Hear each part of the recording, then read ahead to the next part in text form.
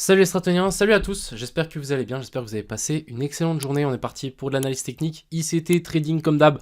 On va analyser des scénarios probables et on va aussi partager des trades. Je rappelle que ma chaîne, c'est vraiment que du concret. On essaie vraiment de montrer des choses qui se passent et comment on peut potentiellement trader ce genre de petit setup. Enfin bref, j'espère que ça vous plaira. On va analyser le Bitcoin, l'Ethereum, le BNB, l'indice du dollar, le SP500. On va analyser le Doge aussi parce que je rappelle qu'on avait partagé une position hier. À mon avis, je pense qu'on a du TP. Ouais, magnifique, hein. Je l'avais partagé hier il y a 2 vidéos. Et on ira voir aussi le link. On a un joli setup qui peut être potentiellement tradable. Enfin bref. J'espère que ça vous plaira. On ira voir aussi les liquidations, le copy trading. Et puis voilà quoi. Je vous souhaite à tous un bon visionnage, profitez bien, prenez des notes, etc. Et on est parti. Crypto, millions. Crypto, millions. Crypto, millions. Commençons par un petit mot, on va faire un petit tour de ce que j'ai vu sur Twitter. Donc déjà, je vous ai partagé ça, hein. Hier, comme j'ai dit, j'ai libéré des places dans le copy trading, des gens qui avaient plus de fonds, qui avaient enlevé les fonds du futur, ou des gens qui avaient juste plus d'argent et qui avaient sans doute perdu en tradant tout seul de leur côté. Du coup, je vous ai fait des places, il y en a encore 23, donc ouais, c'est pas beaucoup, ça a directement rejoint. Et aussi, je voulais aussi vous montrer qu'on vient de clôturer une position dans le vert, donc c'est plutôt cool. Ici, je rappelle que c'est le short dans lequel on parle depuis un certain temps. On a eu ici sur MSB et ensuite ici on avait une petite latéralisation A, B et puis C et ensuite on a eu ce gros crash et du coup on a clôturé ici à 16 627. On est plutôt propre, hein. Regardez-moi le TP, c'est plutôt du chirurgical, donc plutôt content de vous avoir pris ça et normalement on devrait bientôt remonter, hein. Je pense qu'ici on doit bien remonter, on est presque à 2500, ce qui est plutôt très bien. Ah voilà, ça a été pris en compte. Du coup les updates, on est à 2450, ce qui est plutôt pas mal et du coup ça nous permet de rattraper les 3 pertes qu'on avait là et puis là on a commencé à avoir pas mal de jolis gains comparé aux pertes, donc c'est plutôt cool. On va continuer sur cette lancée, hein. Je rappelle objectif 5000 $, assez rapidos, comme ça on peut avoir 500 places pour les gens qui veulent rejoindre. Bon là il y a encore des places, mais voilà, ça peut être très très sympa pour vous si vous voulez vous rejoindre. Il y a encore une fois tous les liens en description et si jamais vous voulez un tuto, il y a un tuto en description sur le petit lien connect, vous mettez tuto et ensuite vous descendez tout au fond et il y a un tuto copy trading à mon avis qui peut vraiment valoir la peine d'être regardé. On va analyser donc les liquidations. On a toujours ce pic de liquidation au nord. Au sud, on va commencer à gratter tout ça. Donc ça, c'est plutôt une bonne chose. Jusque vers la zone des 16 532. Retenez bien ce chiffre, il est extrêmement important. Maintenant, on va analyser les autres analyses sur mon Twitter. Donc ça, c'est vraiment de ce qu'on va parler aujourd'hui. C'est ce premier crash ici pour récupérer la zone de fair value gap basse. Pour le moment, on est en train de taper dans la grosse zone de fair value gap, la première. Mais si vraiment on veut être chirurgical, on va patienter et on va attendre un retour dans cette zone-là. Ce serait vraiment la zone parfaite dans laquelle on va essayer de long, une projection et une extension de ce plus bas-là. Je pense un potentiel retest de cette zone-là. Un retour dans la zone de fair value gap là, un retest, donc une zone de support où on avait fait support à l'époque, serait vraiment optimal. Et là, on aura vraiment un magnifique trade. Mais c'est vraiment ça dans lequel, c'est vraiment ça qu'on va se focus dans cette vidéo. Et ensuite, grimper jusque vers ces zones-là, ça n'a pas changé. Étant donné que, ne l'oubliez pas, hein, ici, on a fait notre inversion de structure. Je ne sais pas s'il y a des gens qui l'ont oublié, mais c'est quelque chose à ne pas oublier. Ici, on a fait notre boss, donc breakout de la structure qui était haussière, et ici notre code, donc changement de caractère à partir de ces niveaux-là. Je ne sais pas pourquoi. Attendez, on va mettre ça comme ceci, mais du coup, ici, on a bel et bien eu notre inversion de structure qui s'était formée. Et ne l'oubliez pas que dans une structure baissière ou dans une structure haussière, on a toujours des pumps, des corrections de la vraie structure. Donc actuellement, on est baissier, on va avoir une correction de cette potentielle baisse pour avoir un potentiel magnifique short à prendre. C'est la même chose ici, on a notre inversion de structure, on repasse haussier, mais on va bien évidemment faire une correction sans bien évidemment casser ce plus bas avant de vouloir pousser vers le nord. C'est souvent comme ça que ça fonctionne, hein. Je rappelle que les structures haussières et baissières ne montent pas éternellement en haut. On fait vraiment des zigzags comme ceci. Donc c'est vraiment hyper important à prendre en compte. Donc actuellement ici on continue cette petite chute, ce qui est très bien. On va quand même faire un petit débrief de ce potentiel trade. Donc ici on avait un equal high, vous voyez qu'on avait deux hauts sur les mêmes niveaux. on avait de la liquidité qui devait placer au-dessus. On a eu la petite mèche qui a récupéré cette liquidité. Hein. Faites attention encore une fois, ça dépend les exchanges, mais des fois, ici, vous voyez que là, la mèche, on n'est pas venu rechercher ça. Donc c'est pour ça que j'ai mis swap sur Binance, parce que Binance, c'est l'endroit où il y a le plus de volume, c'est l'endroit où on doit regarder les charts. Et c'est là où c'est beaucoup plus intéressant. Donc là, on est bel et bien venu récupérer ça. Ensuite, ici, on a fait un MSB, donc c'est un Market Structure Break. C'est pas forcément la même chose qu'un boss, parce qu'un boss, c'est avec un COS et c'est un changement de caractère. Ici, c'est vraiment juste une clôture sous le plus bas. Après ça et ça, c'est un vrai signal baissier. Donc, on a eu un joli pump. J'ai shorté donc ce plus haut là. Ensuite, j'ai simplement patienté. On a eu une potentielle A, B, C qui s'est formée avec un espèce de bear flag. Je vous ai parlé de ça ce matin en live, que c'était plutôt extrêmement bearish. On est venu récupérer les petites liquidités qu'il y avait au-dessus de ces tops là. Magnifique. Nous, on a toujours regardé notre short. Et ensuite, on a patienté et on a magnifiquement TP ici. Donc, ça, c'est plutôt bien. Maintenant, quelles sont les prochaines zones, quelles sont les prochaines targets qu'on va essayer de surveiller. Donc actuellement, on est dans la première potentielle zone de rebond. Oui, on peut rebondir par rapport à ça. On peut aussi rebondir avec un retest de cette zone-là, donc de ce sommet-là. C'est quelque chose qui se fait aussi. Donc déjà, là, on commence à arriver dans des belles zones de support. Maintenant, si on tire un Fibo par rapport à ce top-là et à la mèche, on peut voir qu'on est toujours sur la zone des 0,5. Donc, en fait, pour long, on va toujours essayer de focus sous la zone des 0,5. Donc, depuis ici à ici, pour moi, c'est une zone de long. Donc, actuellement, pour moi, c'est pas encore une zone de long. On va devoir patienter. Étant donné que cette zone de fair value gap est dans la zone des 0,5, pour moi, c'est pas forcément l'endroit optimal pour long. Je préférais largement attendre ici en dessous. Donc, c'est ce qu'on va faire. On va simplement patienter que la chute continue et que le Bitcoin ici arrive et nous fasse une inversion de structure. Donc quand je dis une inversion de structure, c'est vraiment ce qu'on a fait là. C'est vraiment le fait qu'on fasse un boss et ensuite un cos. Quand on fait une inversion de structure, tac et tac, nous, ce qu'on veut maintenant, c'est la même chose en plus petite time frame ici. Donc c'est vraiment ça qu'on va essayer de target. Je vais enlever ça parce que maintenant c'est bon.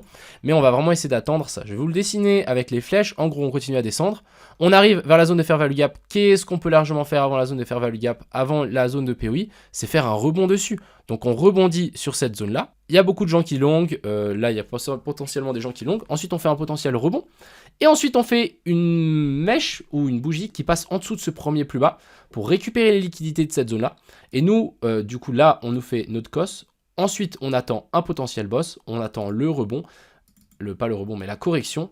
Et ensuite, on essaie de long. Je ne sais pas pourquoi ça s'est écarté comme ça, mais c'est pas grave, vous allez comprendre. En gros, ici, on a la continuation de la structure baissière. Et ensuite, ici, on a notre boss qui se forme. Et nous, on va attendre la correction de cette dernière hausse pour essayer de long dans cette zone-là.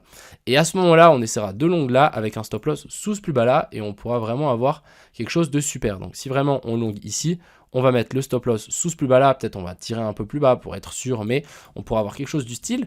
Et ensuite, ce qu'on va faire, c'est relativement simple, si on va target ce sommet là, et là, on peut avoir un super ratio de 9, 10, etc. Donc ça vaut la peine à mon avis de prendre ce long, et moi je vais tenter je vais tenter de le prendre, ça serait vraiment top. Donc vraiment, on va attendre en plus petite time frame d'avoir une jolie inversion de structure, d'avoir un joli changement de caractère. Et ensuite, on tentera de long. Mais le fait de prendre un long ici et de le mettre et de mettre son stop loss, parce que là, on peut vraiment descendre assez bas. Hein. Genre, du coup, là, ça nous défonce notre RR et c'est plus très intéressant. Donc, l'objectif, c'est vraiment de mettre au plus proche possible ce stop loss. Et du coup, il nous faut un développement en plus petite time frame pour avoir vraiment quelque chose de super clean. Voilà, c'est ce que j'attends pour le BTC, mais plutôt content que on ait TP sur ce short. C'était plutôt cool et ça a bien fait preuve de patience. Hein. Souvent, il faut patienter avant d'avoir le mouvement. Et puis vraiment, le mouvement se fait en quelques minutes. Donc vous voyez, on a fait ça en 2 heures, boum, ça a chuté alors qu'on a attendu pendant presque 24 heures. Continuons, donc sur l'Ethereum, bien évidemment, on a aussi chuté. Ici, on avait quelque chose d'aussi assez intéressant. On a récupéré ce haut-là. Ensuite, on récupère ce haut-là, donc on récupère les stop loss de ça, et ensuite on récupère les stop loss de la chasse des stop loss, et ça souvent, après qu'on ait fait ça, c'est souvent un signe baissier, et du coup, bah là, qu'est-ce qu'on a fait? On a directement chuté. On est dans une zone intéressante de la zone de POI, mais ne l'oubliez pas, la zone intéressante pour l'Ethereum, c'est un petit peu plus bas. Pour moi, c'est ici, ici, je vais vous dire les prix, mais du coup, ça serait vers la zone des 1193 à 1175. C'est vraiment la prochaine zone pour moi intéressante pour l'Ethereum pour un potentiel long. Tant qu'on n'a pas ça, je ne ferai rien. On va continuer donc sur le BNB qui continue cette petite chute. Ce qui est assez intéressant, c'est qu'on va sans doute corriger en ABC ici. Donc là, on a notre sommet A, B et puis C. On récupère la zone de POI ici et ensuite, on pourra repartir Donc ça c'est vraiment ce que j'espère. On va mettre aussi une petite alerte parce que ça peut être assez intéressant de pourquoi pas long. Le BNB. Passons sur l'indice du dollar qui à mon avis doit être en train de pumper si le Bitcoin chute. J'ai vu tout à l'heure une jolie petite trendline qui a été dessinée sur ici l'indice du dollar. Donc en gros sur le RSI. En gros je vais vous montrer. Mais on avait ceci, si on tire une trendline par rapport à ce sommet-là et à ce sommet-là, en fait, on vient de casser.